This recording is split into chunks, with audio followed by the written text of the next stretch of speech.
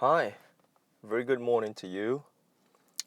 Today's Wednesday, and I'm actually headed down to work. I got a photo shoot today, and it's not a regular photo shoot. It's a really, really important photo shoot. The client is none other than my personal friend, and also a makeup artist whom I work with on quite a number of occasions here in Japan, and she's probably one of the really, really good makeup artists whom I've actually worked with, and I actually set out to work today at about six a.m. in the morning, and now it's like 7. I have driven about an hour. Sorry, yeah, I've driven for about an hour to get to this place where my friend's wedding will be at, and she will be having her wedding at a local shrine that is probably about 500 years old in where her hometown is, and she'll be wearing the authentic Japanese wedding and kimonos and temples and shrines. They're really a beautiful combination, and it's not something that you can see outside Japan. So I'm really fortunate to be part of her wedding team, and she actually did my wife's sisters and my wife's mom and my mom's makeup on my wedding day a couple of years back. And you might be wondering why I'm not driving while I'm recording this video. Is basically because I tried recording like 4 videos prior to this video when I was driving here to this place for the past 1 hour, and I just couldn't like talk properly. I have no idea why, but whatever that comes out from my mouth is just not making any sense. So I just kind of stopped, pull up the car on what is this? Pull up the car in 7-Eleven, grab some coffee and ate my breakfast. My mother-in-law, my wife's mom, actually stayed over at my house last night with my father-in-law, and she made me some really delicious sandwiches that I brought with me, and coffee sandwiches in the morning. All good. I probably can talk a little bit better now. It was just crazy. 3 videos, like 10 minutes each. I don't know what I was talking in those videos. I mean, I was driving and talking. It's just not making any sense. So yeah. So basically, in today's video, I just want to talk a little bit about photography in general, and maybe touch on a little bit about wedding photography. Um, yeah, like photography has a pretty long history in time, and has a very special place in time as well. So yeah, I mean, photography basically it's to take a pictures and keep those memories for a long time. And back then, we didn't really have like computers and internet and Facebook, Twitter, or Instagram. So most people would just spend a lot of money, effort, and time to see the final image that's being produced from a film or something, some sort of medium to capture pictures. And yeah, back then it was a time-consuming process, and the anticipation that you get building up to being able to see the final print is really very rewarding. It's not just the pictures; it's just the journey to see the pictures.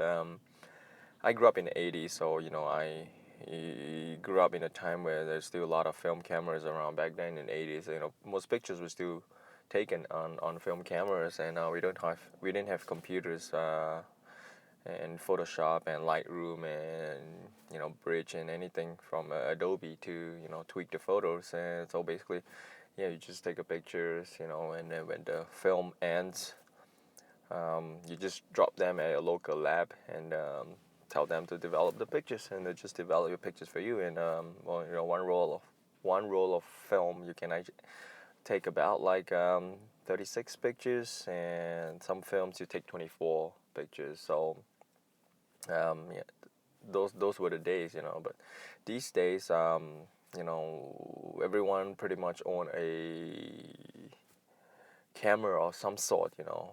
Maybe cameras from your phones, your mobile phones, or small digital cameras, or maybe even an entry level DSLR. So pretty much, yeah, everybody in the street has a camera. But the thing is, what do these people do with their pictures, you know?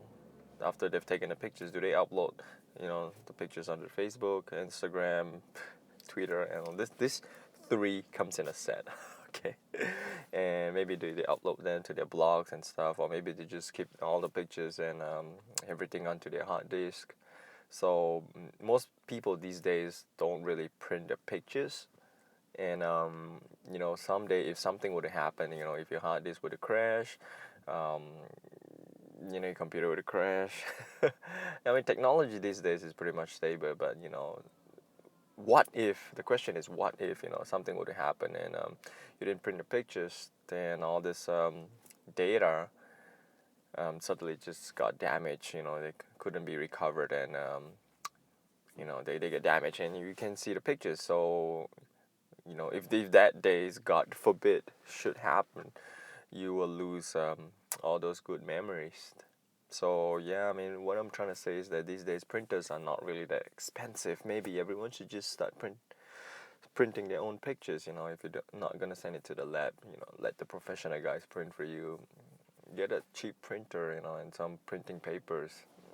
You know, photography papers. You can just print your pictures and keep them in your album. It's always better to have a physical copy that you can touch and feel and, you know, relive those good memories by just flipping open your albums at family gatherings. I don't know, at friends gatherings. I don't know, maybe even talk to your, if you have children, you know, talk to your children, you know, like flip open the album and have a lot more interaction than just put them all up on Facebook. You know, I mean, who are the people who are actually looking at your pictures on Facebook? I don't know, you know.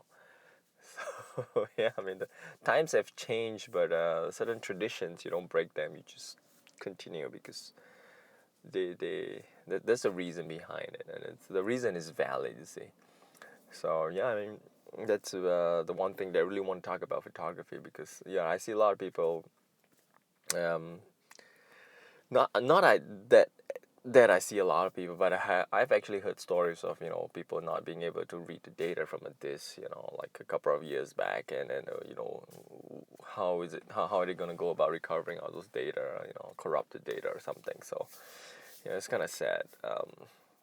Yeah, I mean, I do print some of my pictures, not all my pictures. I mean, I don't want to be a preacher who preach something and do something else. I mean, I'm guilty of not printing all my pictures as well. I mean, I have film cameras and digital cameras. I mean, both are good cameras, both are good formats to record memories. But yeah, at the end of the day, it's always advisable to just print your pictures. And yeah, basically that's the photography aspect that I want to talk about. And the other one is about wedding photography. Like in the past, not everybody could afford a camera, so you know, any weddings, everyone who's invited by the bride and groom actually attend a wedding to, you know, to experience a wedding, not to take pictures, and you know, let the professional wedding photographer do his job. But these days, everyone pretty much have a camera, and in a lot of places where photography is allowed, especially during weddings, you know, people start snapping pictures, you know,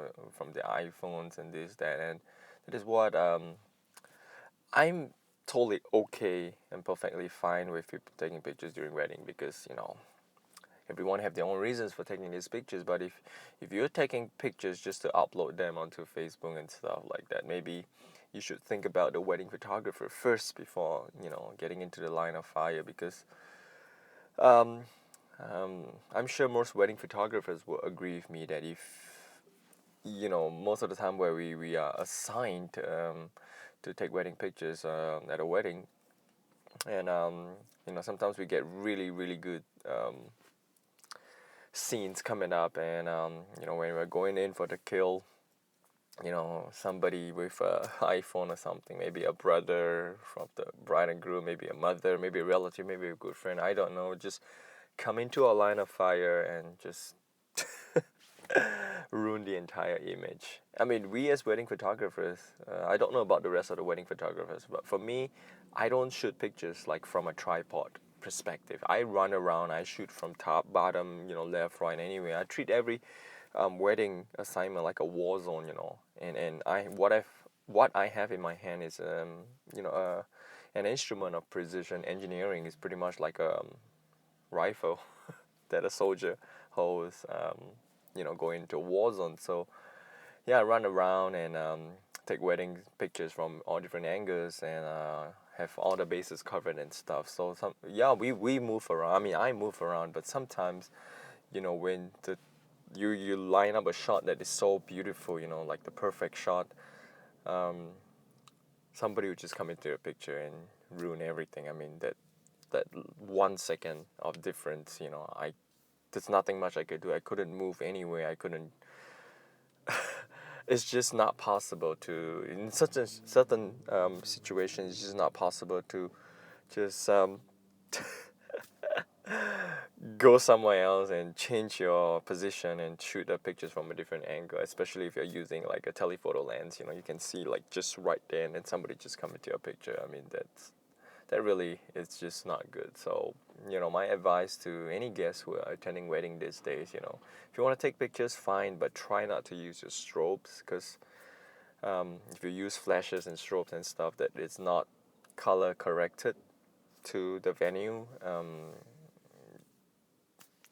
it will usually have an effect on pictures that wedding photographers take. So you try not to use your strobes and stuff. And if you need to take pictures, go ahead. But the main thing is try not to get into the line of fire from the photographer's perspective. I mean, before you even take a picture, always just look around and see where the wedding photographer is. Try not to get in their way, because as a guest of a wedding, you are invited to enjoy, to feast, to have a good time with the bride and groom. But we as wedding photographers, we are there to work.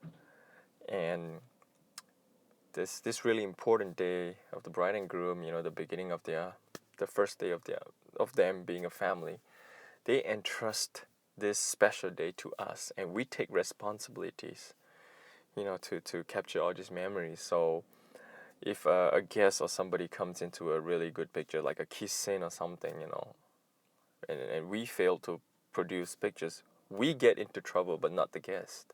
Because, we the guys, we the people, we the professionals, we're the ones who's supposed to, capture the pictures. So if we can deliver the product, we get into trouble. But, as a guest of the wedding, the bride and groom's not gonna come to you and say, "Hey, you ruined my wedding pictures.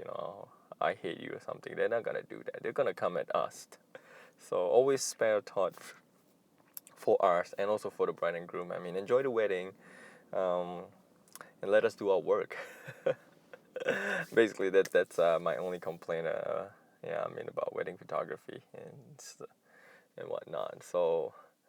Yeah, I may be sounding a little bit not so energetic today, because I guess I'm still sleepy. I've been working like for the past few days. Wedding assignment. Haven't really have a good rest. But now it's the season for wedding photography in Japan, for wedding assignments. So um, we gotta work hard and try to cover up for the rest of the seasons. Like winter, I don't really get a lot of assignments in winter, because it's cold here in Japan and not many people wants to get married. But if you want to do pre-weddings and post-weddings in winter in Japan, just drop me a mail. Let me know. If you want to see my pictures, I'll post up on a separate link. Because this YouTube channel, it's not my official channel to promote my wedding photography, so just want to keep that separate. But now it's already almost time. I think I gotta hit the road and start preparing for my friend's assignment. So thanks for checking out my videos, and do post me in the comments and tell me what you want to see and what you want me to talk about. And once again, thank you guys for your support, and I hope to do more videos for you guys. And take care and see ya.